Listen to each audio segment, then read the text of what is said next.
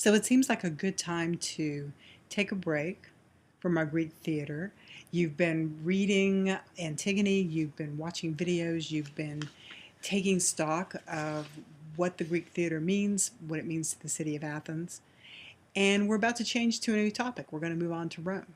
So before we do, let's take a look at a couple, maybe two or three of the objectives for this course and see whether or not we're living up to them. How are we thinking about them? So the first one I come to is how do we engage in the creative spirit? How do we engage? In what way? For the Greeks in the Greek theater, certainly we have got in the chorus, we have singing, we have dancing, we have acting for the first time. The Greek theater itself is a new form of entertainment, a new form of art, and acting itself. Remember we said when Thespis steps forward from the chorus, we get the first lead actor. So new kinds of creativity. How do we engage in it? Singing, dancing, acting. The playwrights.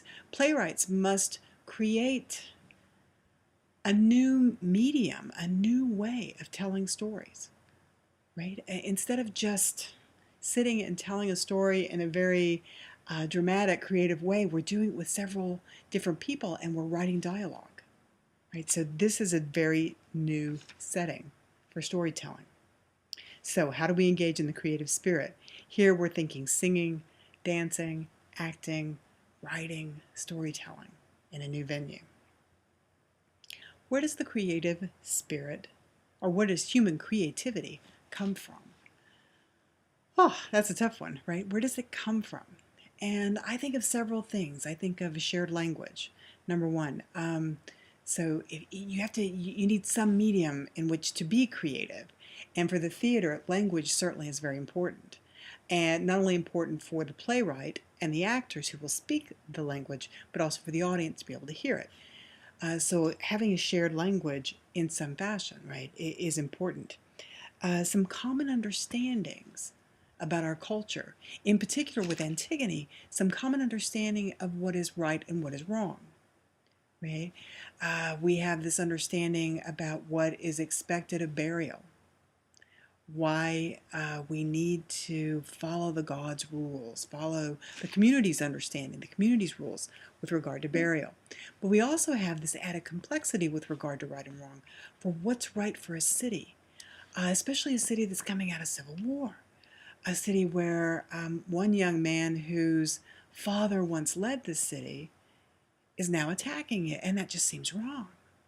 So a leader comes forward in Creon and he is trying to establish order. He is trying to create safety once again for his people.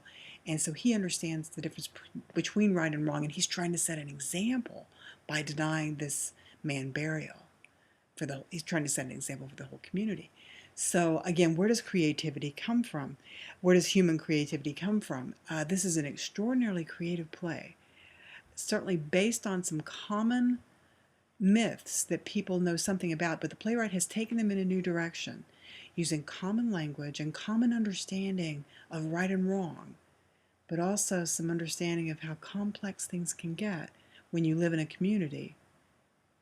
We can ask some very creative questions. Finally, I was thinking of how does the creative spirit lead us to transcendence? There's a really interesting and heavy-hitting question, transcendence.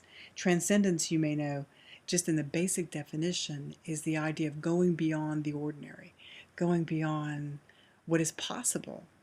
There's also a spiritual element to it in that there is the idea that God is somehow transcendent, is transcendent above the earth. The earth is material, the earth is base, God is transcendent. So there's a spiritual element to this as well.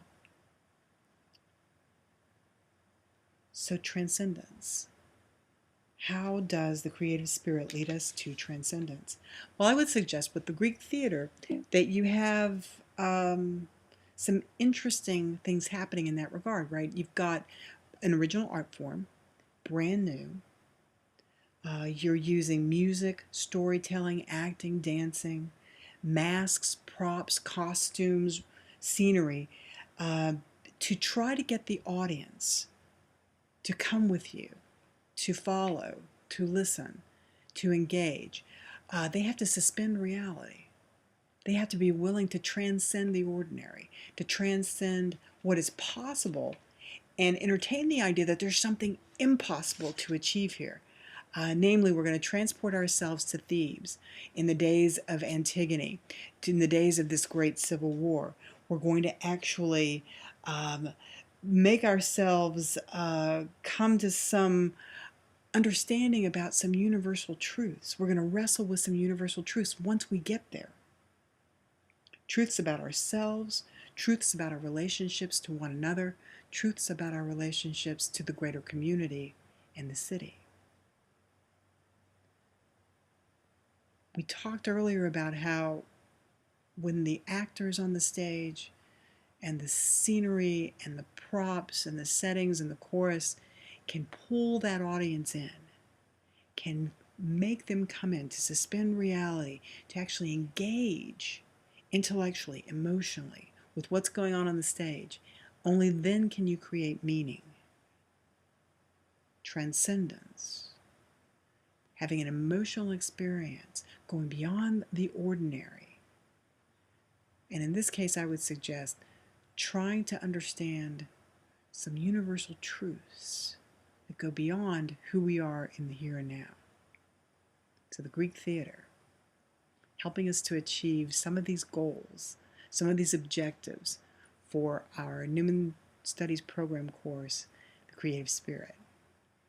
Well, in our next section, our next parts, we'll be moving on to Rome. So get ready for some gladiator games. Ooh, a little different approach to bread and circuses.